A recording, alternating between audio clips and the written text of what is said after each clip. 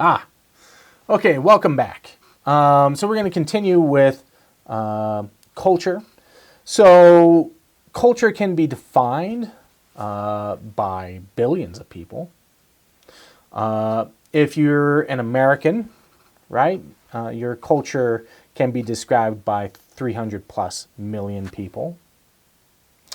However, you also live in Colorado. Okay, you also are a student at a university or a college. You are currently sitting in your home, supposed to be in a classroom, right? We're not in a classroom. We're, doing this. But all of these things, we kind of can make, big assumptions, and then we make smaller assumptions, and then we can make even smaller and smaller ideas about what our culture actually is. We can all say that we are Americans, but not everyone can say that you're Coloradan, right? That this is your home, and that you have a certain identity that marks you as American, but also marks you as a Coloradan. And let's just say that you're from Denver, okay? That you were born and raised in Denver. Some of you, I'm sure, were. Some of you are probably from all over the place. But that we'll just use Denver as an example. So you're from Denver, and how many of you would know who, like, the mayor of Colorado Springs is? Or who sits on the city council in, say, Durango? Or who the governor of Idaho is, or the mayor of Boise? Probably not many, or even maybe any of you might know those answers. I don't know those answers. And that's because we have primarily focused on our local issues, right? I know that locally, who the mayor is or who the governor is. And I might know locally the issues that are facing this community. However, I might not know what's going on in other communities. There's still American communities. It's still a part of the United States, and that's still part of my identity. But I don't have the same localized understanding of what's going on in that community. So we have a tendency to sort of narrow down to this base of our immediate local culture. So there are things that define us on a large scale. These things are stuff like language, right? The majority of Americans speak English. And this is changing to a certain degree because we've got folks coming in from all over the world that are immigrating or migrating to the United States, and they are bringing language with them. And this has been the case since, North America was first colonized by Europeans. And before that, with Native Americans who were just as diverse, with hundreds, if not thousands, of communities that spoke different languages and spoke or had very distinct cultures from one another. But the thing that we're going to focus on now is sort of the contemporary issues that are going on. So we look at language. So we have basically a loosely tied national language in English. We have federal laws, right? So we have laws that that sort of go everywhere in the federal system, right? States can change their own laws to either meet or sometimes contradict the federal laws. They usually don't contradict very often, but in the case of like weed, Colorado, we decriminalized weed, even though federally it was still illegal. And if you were a federal officer, you could arrest someone for smoking weed, but then it became, on a state level, it was no longer a crime. And that creates conflict, right? So that's one aspect that we take a look at. Geographical location. What's special about Colorado? Well, we've got mountains, right? Most people think about the mountains. When they think about Colorado, they think about going up to the slopes and hitting some POW, right? I don't ski anymore. It's been years, but I guess POW is a thing, right? And that's another thing that we'll be talking about here.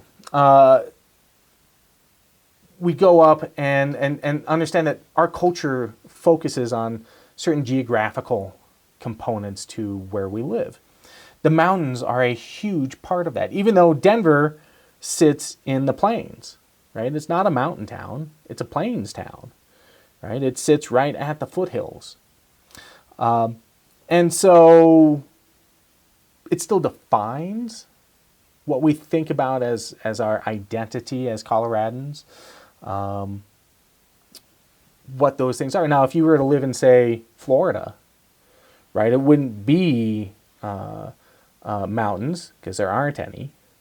It would be the ocean or marshes. It would be beach life, right? If you lived in California, it would be the surf, right? And probably not. California is a huge, diverse state. Most of it is agricultural. So, there's a lot of things that are going to affect your immediate idea of what your culture is based on your geographical location.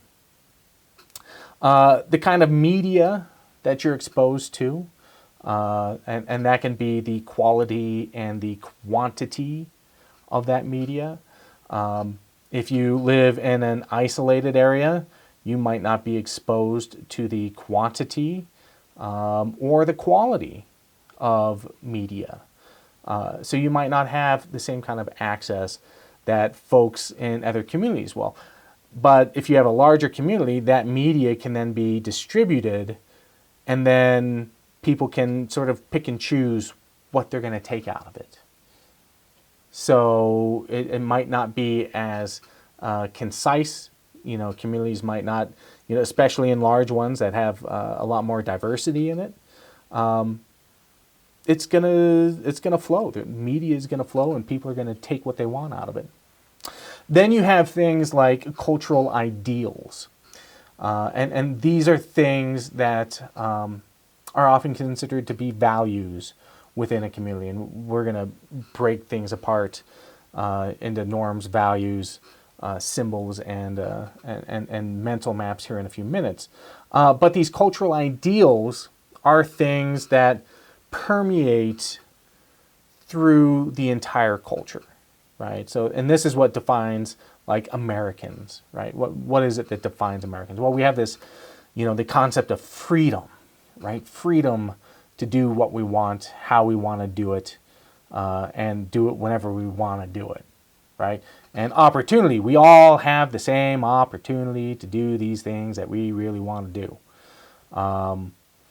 And American dream, right? And the American dream is, the ability to do whatever you want. If you work hard enough to do it, right? That American dream, you can just pick yourself up and do it. All of these things are ideals, and they are very difficult to contest, and yet contested they are, oftentimes vigorously. And we'll get into why these things are issues, and how people perceive things. We'll be talking about like the idea of theoretical truth and ground truth.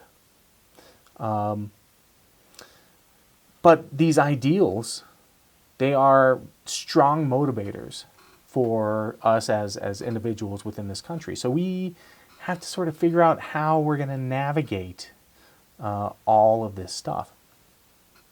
So yeah, these are things that define our culture. So we've talked about sort of like the federal side, the large scale things. But now we go to states. Let's go to a smaller scale, the immediate size. So let's talk about Colorado itself. So what about language, right? Well, we all speak English, but we don't all share the same ideas about language.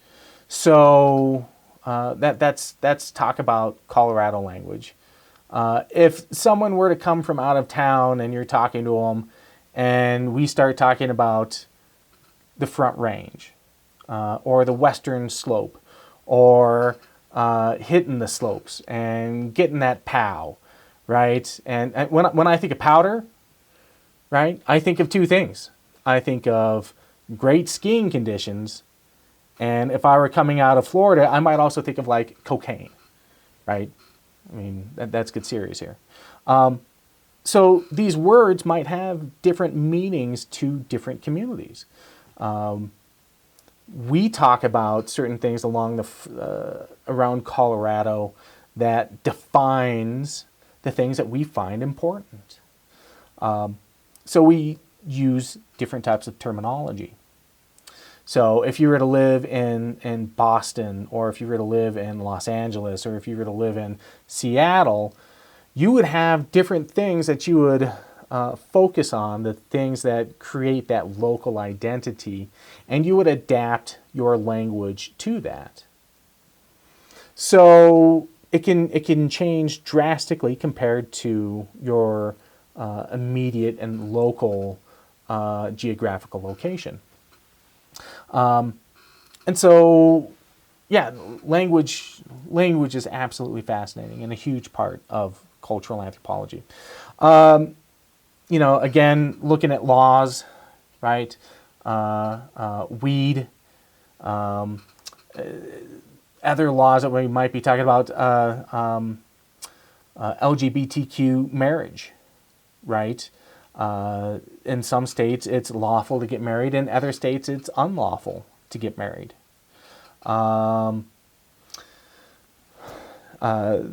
Abortion. There are a bunch of things that can be considered to be morally wrong and legal, or morally right and illegal. And so we have to figure out what those things are. And oftentimes different states have different ideals behind those things. Colorado is a very interesting state as well, because for a very long time, up until even the 80s and 90s, Colorado was a very conservative state, and had been a very interesting state to live in. Colorado doesn't have the greatest history. At one point, Colorado had like the second largest number of Ku Klux Klan members living in it. Colorado Springs was a hub for all of this.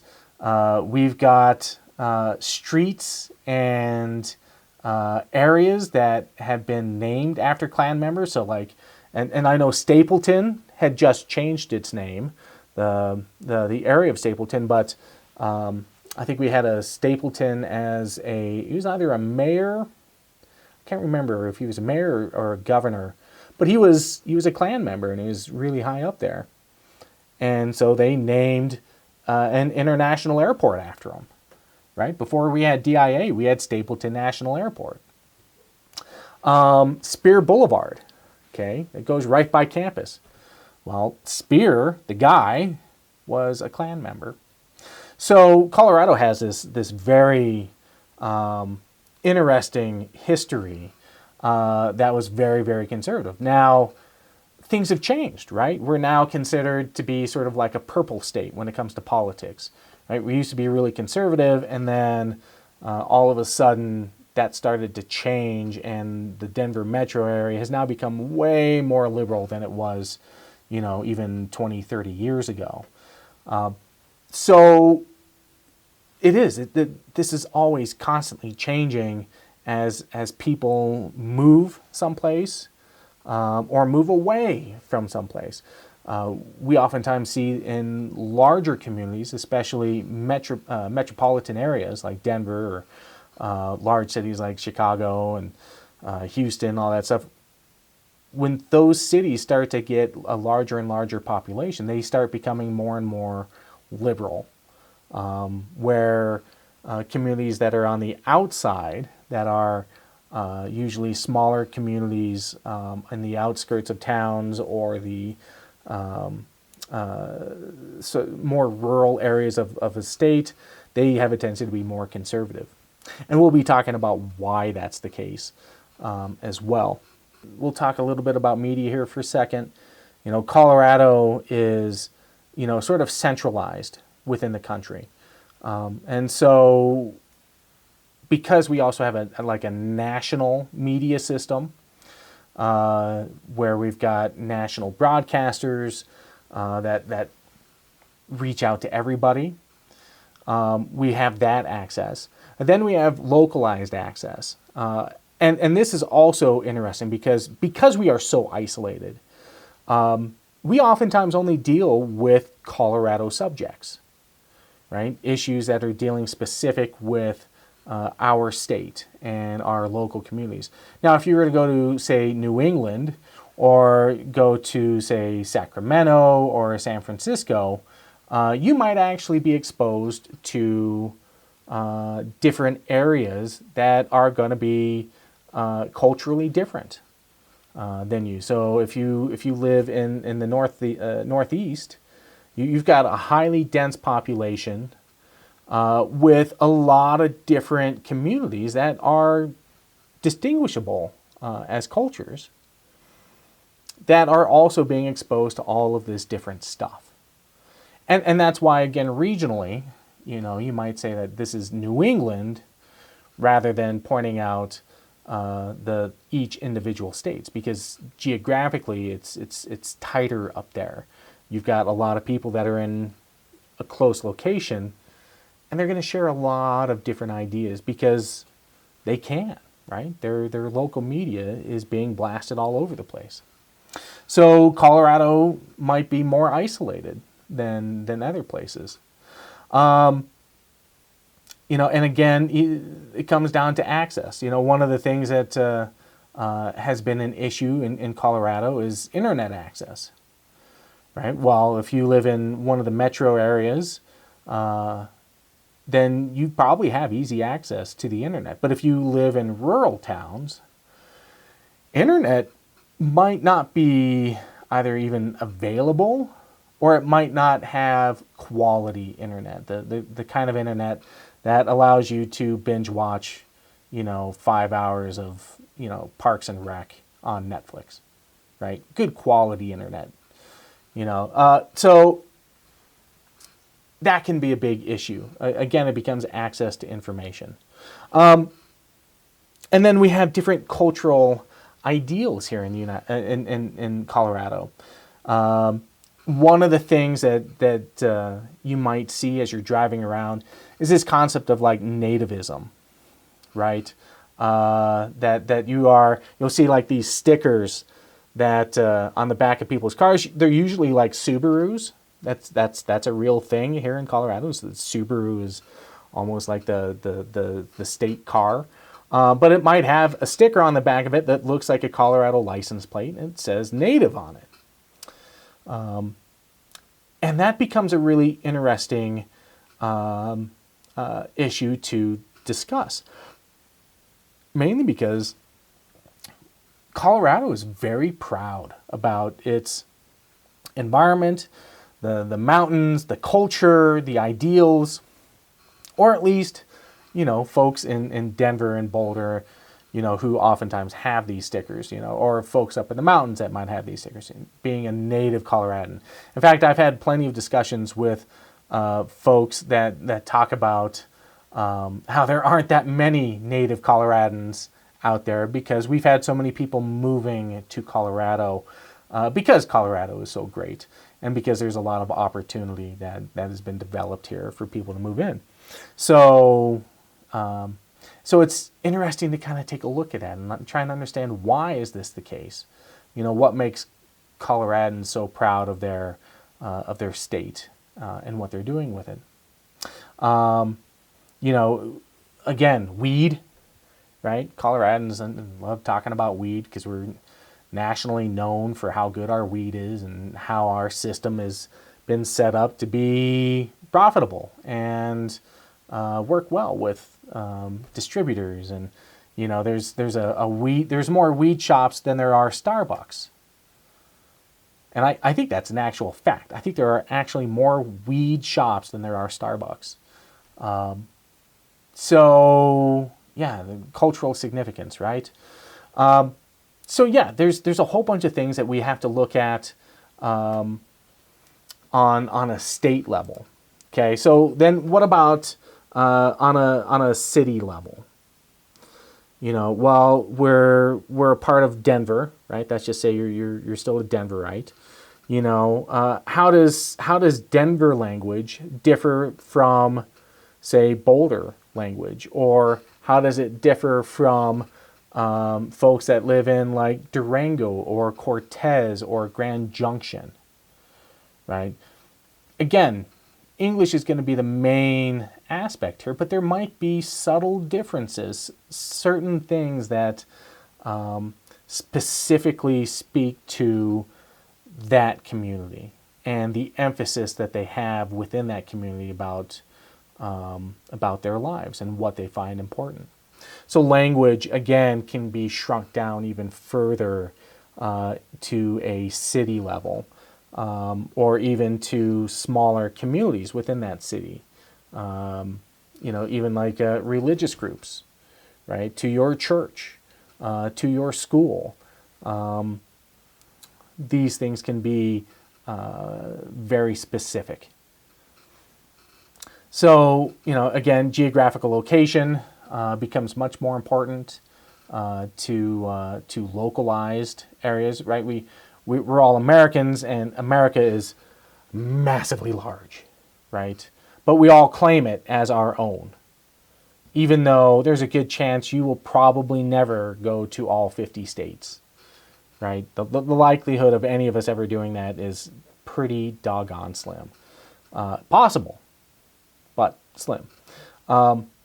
So how can you lay claim to all of the United States if you've never visited or can take claim on it? It's something to consider. Laws, right? How might city laws differ from state laws, or differ from federal laws? Sometimes an example of this would be, say, like gun laws. Denver has distinct gun laws versus the state of Colorado's gun laws. So depending on where you are in the city, they might make it more difficult for you to own a weapon or to carry one. So these can be different even on a city level.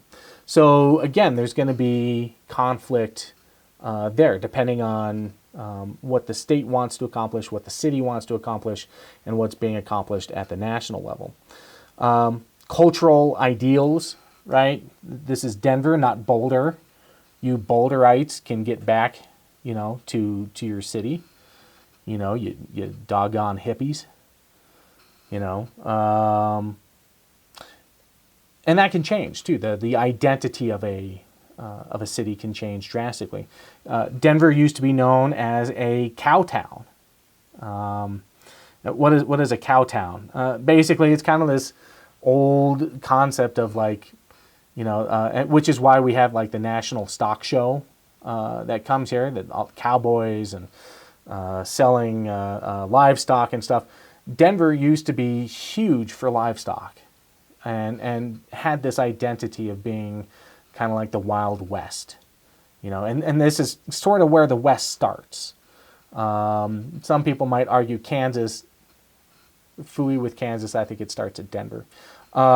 and it goes west, right? And then everything west of Denver is, or west of the Rocky Mountains, is considered the West. Even though we're really central, right? We're kind of right in the middle of the country. But we have distinct ideas of who we are. But we're no longer a cow town, right? We no longer have this real Western idealism. You don't see a lot of cowboys walking around Denver anymore. It's become much more of a metropolitan area. There's more education, there's more technology, there's more medical, there's all these different things that have changed as people have immigrated to Denver, as they have left other places around the country or around the world and have moved to Denver and have changed the identity, even just from 20, 30 years ago. We've seen a huge change just in my lifetime alone. I remember what Denver was like back in the 80s, and it was not the same place as it is today. So, the change can happen drastically over time, depending on who moves in and who brings their ideas with them, and then how do they have that sort of power to create that change within that community.